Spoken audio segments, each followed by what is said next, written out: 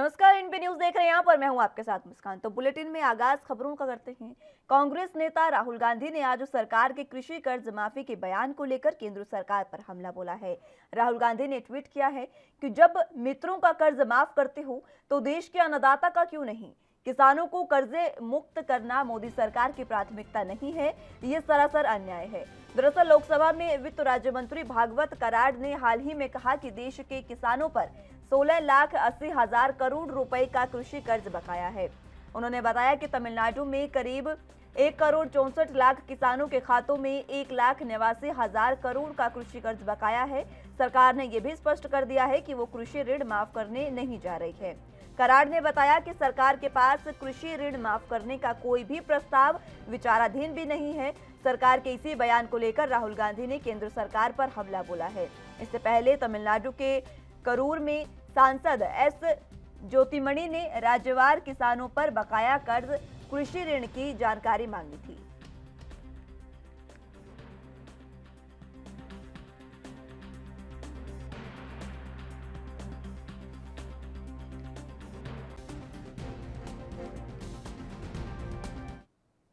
वहीं कांग्रेस नेता मल्लिकार्जुन खड़गे ने कहा है कि हम चाहते हैं कि सदन चले और वहां पेगासस मामले पर चर्चा हो। पेगासस मामले की जांच कई देशों में हो रही है, तो बीजेपी इसकी जांच अपने देश में क्यों नहीं करवा रही। प्रधानमंत्री नरेंद्र मोदी और अमित शाह की इसकी जांच उनको करवानी चाहिए। हम विनती कर रहे हैं, हम ये चाहते हैं कि हाउस चले और उसमें पेगासस इश्यू का डिस्कशन हो, क्योंकि सारी दुनिया में उसकी इंक्वायरी हो रही है। जैसा जर्मनी है, फ्रांस है, इवन हंगेरी आई थिंक।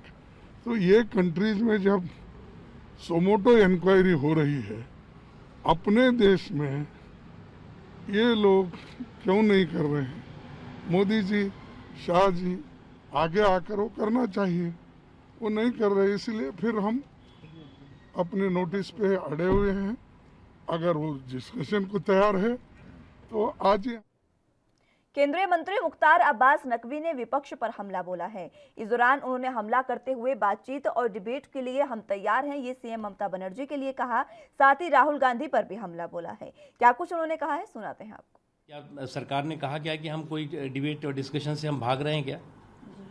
आप जिस मुद्दे पे भी डिबेट डिस्कशन करना चाहिए करिए ना भैया, आपको किसने मना किया हुआ है।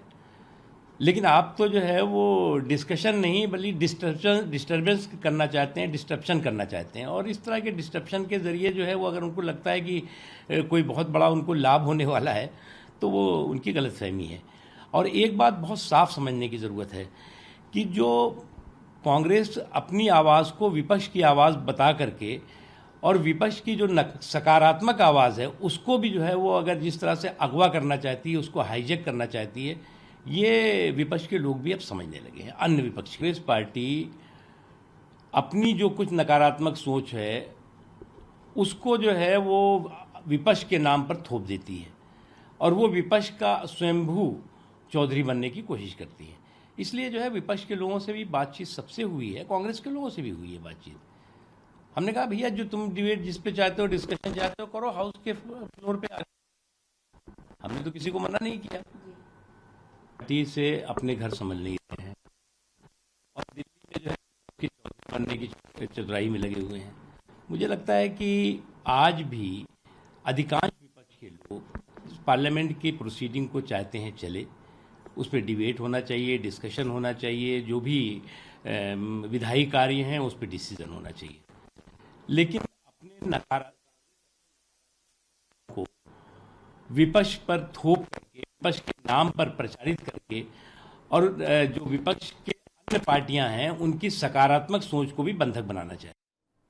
कांग्रेस नेता राशिद अल्वी ने सीएम ममता को लेकर कहा है कि उन्हें अधिकार है नेताओं से मिलने का। इसके साथ ही उन्होंने विपक्ष पर भी हमला बोला है। क्या कुछ उन्होंने कहा है, सुनाते हैं आपको। अगर प्रेसिडेंट ऑफ इंडिया से मिलना है तो मिलना चाहिए, प्रेसिडेंट को बताना चाहिए क्या हालात हैं, उनकी सरकार क्या काम कर रही है।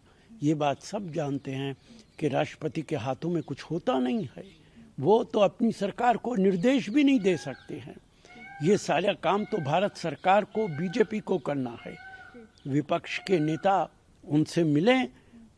ज़्यादा बेहतर होगा कि राष्ट्रीय सेवक संघ के अध्यक्ष से मिलें। उनके निर्देश का कोई मतलब हो सकता है, देश के राष्ट्रपति के निर्देश का कोई मतलब नहीं। नई चुनी हुई सरकार की मुख्यमंत्री हैं, दिल्ली में वो तमाम नेताओं से मिल रही हैं, एक बहुत अच्छी बात है। उनका जो भी मकसद है इस मिलने का वो तो वही बता पाएंगी, लेकिन उनको आज़ादी है और संविधान उनको हक देता है कि जिससे चाहे मिले। वहीं उत्तर प्रदेश में विधानसभा चुनाव नजदीक आते ही सत्ता पक्ष और विपक्षी दलों के नेताओं में जुबानी जंग तेज हो गई है। सपा प्रमुख और पूर्व सीएम अखिलेश यादव ने भी बीजेपी पर हमला तेज कर दिया है। दरअसल बीजेपी ने आज यूपी के अपने सांसदों की दिल्ली में बैठक बुलाई है। 2 दिवसीय इस बैठक में यूपी में होने वाले आगामी विधानसभा चुनावों को लेकर चर्चा होगी। अखिलेश यादव ने बीजेपी सांसदों की इसी बैठक को लेकर तंज कसा है। अखिलेश ने ट्वीट करते हुए कहा, बीजेपी आज अपने उम्र के सांसदों से यूपी की दुर्दशा और दुर्गति का हाल दिल्ली बुलाकर पूछ रही है। इससे पता चलता है कि दिल्ली और लखनऊ में कितनी दूरी है। बीजेपी चाहे कितनी भी बैठकें कर ले, पर जनता उन्हें उठाकर और हटाकर ही दम लेगी। आंकलन बाद में और झूठी तारीफ पहले। तो ये ट्वीट भी आपको दिखा रहे हैं जिसमें अखिलेश यादव ने बीजेपी पर तंज कसा है। साफ तौर पर ये ट्वीट में आप देख सकते हैं, उन्होंने लिखा है कि भाजपा अपने जो नेता हैं, अपनी उम्र के तमाम नेताओं के साथ मिलकर बैठक कर रही है। इसी के साथ उन्होंने कहा कि बीजेपी अपने उत्तर प्रदेश के सांसदों से यूपी की दुर्दशा और दुर्गति का हाल दिल्ली बुलाकर पूछ रही है। इससे पता चलता है कि दिल्ली और लखनऊ में कितनी दूरी है। बीजेपी चाहे कितनी भी बैठकें कर ले, पर जनता उन्हें उठाकर और हटाकर ही दम लेगी। आंकलन बाद में और झूठी तारीफें पहले। ये जो बातें हैं वो ट्वीट में लिखी है अखिलेश यादव ने। बता दें कि आगामी विधानसभा चुनाव है जिसको लेकर बयार राजनीतिक बह रही है, सियासी बयार बह रही है और इस बीच वाद विवाद का दौर भी शुरू हो गया है। और इसी बीच अखिलेश यादव ने बीजेपी पर हमला बोला है। हमला बोलते हुए उन्होंने ट्वीट किया और इस ट्वीट में उन्होंने साफ तौर पर बीजेपी को कहा है कि जनता इस बार उन्हें हटाकर और उत्तर प्रदेश से उठाकर ही दम लेगी। आंकलन बाद में कीजिएगा, पहले झूठी तारीफें, ये उन्होंने कहा है।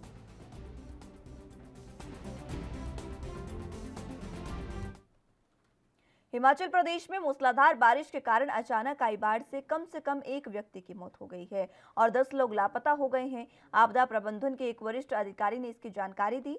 राज्य आपदा प्रबंधन निदेशक सुदेश कुमार मोख्ता ने बताया है कि लाहौल स्पीति में बादल फटने से अचानक आई बाढ़ से एक व्यक्ति की मौत हो गई है, जबकि 9 लोग लापता हो गए हैं। साथ ही चंबा जिले से एक अन्य व्यक्ति की लापता होने की सूचना मिली है। उन्होंने बताया कि मंगलवार रात करीब 8 बजे लाहौल के उदयपुर में बादल फटा।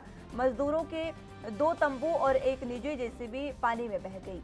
जम्मू कश्मीर निवासी 19 वर्षीय श्रमिक मोहम्मद अल्ताफ घायल हो गया है। अल्ताफ को नजदीकी अस्पताल में भर्ती कराया गया है। अधिकारी ने बताया कि राज्य पुलिस और आईटीबीपी के दलों को लापता लोगों की तलाश के लिए भेजा गया है, लेकिन पानी के तेज बहाव ने मंगलवार रात तलाशी अभियान को बाधित किया।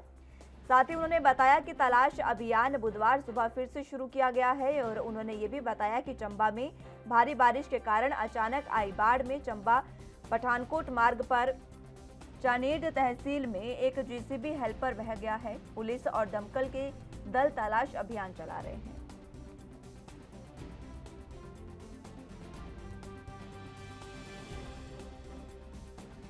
तो हिमाचल प्रदेश में मूसलाधार बारिश हो रही है, जिसकी तस्वीरें भी आप देख सकते हैं और इसी बारिश ने बाढ़ जैसे हालात तो बनाए ही हैं, बल्कि लोगों की जिंदगी भी लेना शुरू कर दिया है। इस अचानक आई बाढ़ से एक व्यक्ति की मौत हो गई है, जबकि 10 लोग लापता हो गए हैं। आपदा प्रबंधन अधिकारी ने इसकी जानकारी दी है। तस्वीरें आप देख सकते हैं किस तरीके से पानी का बहाव है, पानी का जल जवाब है और इसी पानी के सैलाब ने, इसी जल प्रलय ने लोगों की जान लेना शुरू कर दिया है। जेसीबी मशीन तक पानी में बहती नजर आ रही है। चंबा जिले में एक अन्य व्यक्ति के लापता होने की सूचना भी मिली है। आपको बता दें कि मंगलवार रात करीब 8 बजे लाहौल के उदयपुर में ये बादल फटा था, जिसकी वजह से इतनी बारिश आई है और बारिश की वजह से बाढ़ जैसी स्थितियां बनी हैं और इन्हीं की वजह से लोगों की मौतें होना अब शुरू हो गया है। आपको बता दें कि चंबा में भारी बारिश के कारण अचानक बाढ़ ने चंबा पठानकोट मार्ग चानेड तहसील में एक जेसीबी हेल्पर भी बह गया है और पुलिस और दमकल के दल तलाशी अभियान चला रहे हैं। वक्त एक छोटे से ब्रेक का है, फौरन हाजिर होंगे।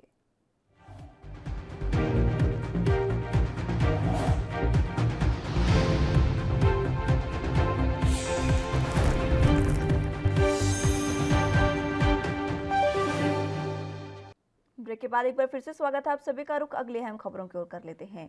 पंजाब में आज साल कोरोना से कोई भी मौत नहीं दर्ज की गई है। इस साल ऐसा पहली बार हुआ है कि पंजाब में कोरोना से कोई भी मौत दर्ज नहीं हुई है। वहीं पिछले साल 11 जून को ऐसा हुआ था। राज्य स्वास्थ्य मंत्रालय ने इसकी जानकारी भी दे दी है। राज्य की केस मृत्यु दर हालांकि मंगलवार को 2.71% थी, जो देश में सबसे अधिक थी। पंजाब के CFR के बाद उत्तराखंड में 2.2% और महाराष्ट्र में 2.1% पर रहा है।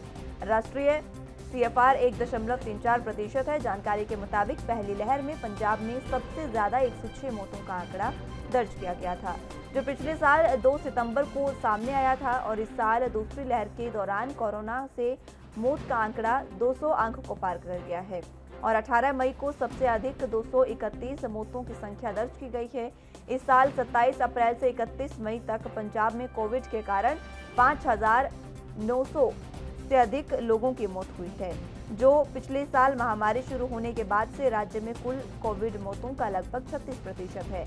इस साल लगातार 35 दिनों तक पंजाब में दूसरी लहर के चरम के दौरान प्रतिदिन 100 से अधिक कोविड मौतें दर्ज की गई है। तो अब फिलहाल आज साल का पहला दिन रहा। इस साल में कोई भी ऐसी मौत पंजाब में नहीं हुई है जो कोरोना की वजह से हुई हो। पंजाब में इस बार कोई भी मौत दर्ज नहीं की गई है और इससे पहले ऐसा पंजाब में कोरोना से मौत नहीं हुई हो, ऐसा कभी नहीं हुआ है। ये पहली बार ही है इस बार कि पंजाब में मौतें दर्ज नहीं की गई है।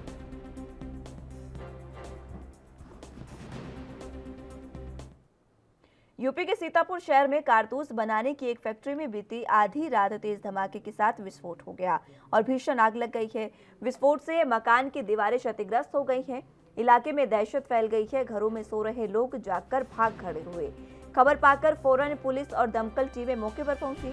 दमकल टीम आग बुझाने में कामयाब रही। फिलहाल पुलिस मामले की जांच कर रही है और इसकी तस्वीरें भी आप देख सकते हैं किस तरीके से इस फैक्ट्री में तेज धमाके के साथ आग लगी है और आग लगने से काफी नुकसान भी इस दौरान देखा गया है। सीतापुर से यह खबर है जहां पर कारतूस बनाने वाली फैक्ट्री में बीती आधी रात तेज धमाके के साथ विस्फोट हुआ था और भीषण आग लग गई थी। विस्फोट से मकान की दीवारें क्षतिग्रस्त हुई है। तस्वीरें भी आप देख सकते हैं किस तरीके से लोग इधर उधर भागना शुरू हुए। आग लगते ही लोगों में अफरा तफरी मच गई और लोगों ने इधर उधर भागना शुरू कर दिया। जिस तरीके की तस्वीरें वहां से सामने आई, देर रात ही लोगों में दहशत का माहौल फैल गया। घरों में सो रहे लोग अचानक से उठ खड़े हुए और बाहर की ओर भागने लगे, क्योंकि आग की लपटें इतनी तेज थी कि दूर से ही लोगों को समझ आ रहा था कि कहीं आग लगी है। साथ ही साथ जिस परिवार में जिस घर में आग लगी, वहां के लोगों की चीख की वजह से भी लोगों की जाग खुली और वो बाहर आकर खड़े हो गए। खबर पाकर फौरन पुलिस और दमकल की टीमें भी मौके पर पहुंची हैं और दमकल की टीम आग बुझाने में कामयाब भी रही। फिलहाल पुलिस आगे की कार्रवाई में जुट गई है।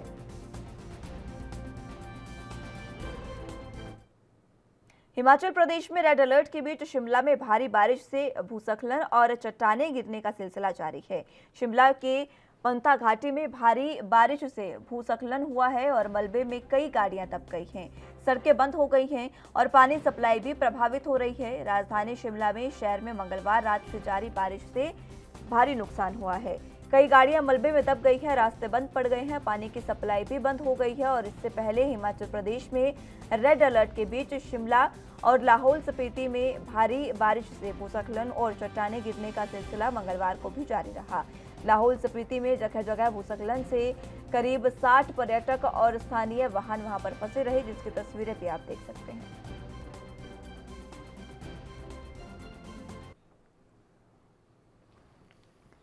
तो हिमाचल प्रदेश की ये खबरें जहां पर लगातार भारी बारिश के लिए रेड अलर्ट मौसम विभाग ने जारी किया हुआ है।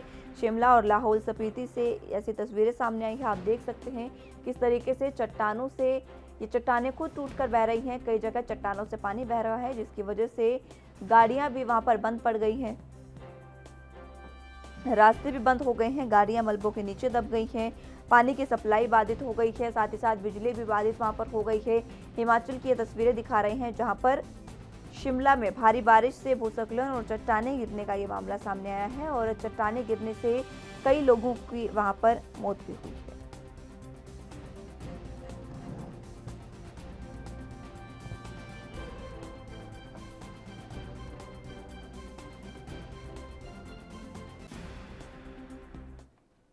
वक्त एक छोटे से ब्रेक का है, फौरन हाजिर होंगे।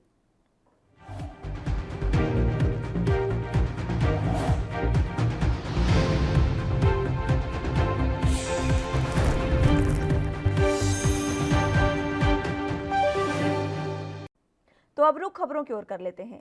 यूपी के बिजनौर में चोरी छिपे गायों को दफनाने जा रही ट्रैक्टर ट्रॉली को रोककर ग्रामीणों ने गौशाला कर्मियों की जमकर पिटाई कर दी। दरअसल हल्दौर के रुकनपुर इलाके में गौशाला में 6 गायें मृत पाई गई हैं, लेकिन गौशाला प्रशासन ने गायों का पोस्टमार्टम कराए बिना ही गायों को दफनाने की सोची और इसकी भनक जैसे ही ग्रामीणों को लगी तो ग्रामीणों ने ट्रैक्टर ट्रॉली को रोककर गौशाला कर्मियों की जमकर पिटाई कर दी। साथ ही ग्रामीणों ने गौशाला कर्मियों पर कार्रवाई करने के लिए एसडीएम को तहरीर भी दी है।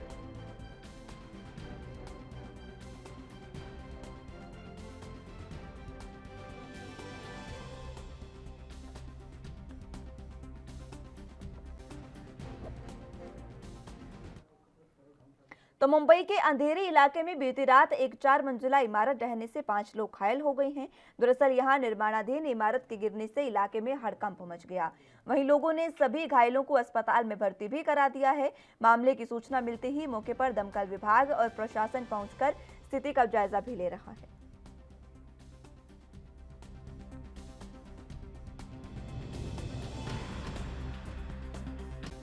नहीं सर, और ये 5 माले का रूम गिरा है और लगे 5 जन जख्मी है।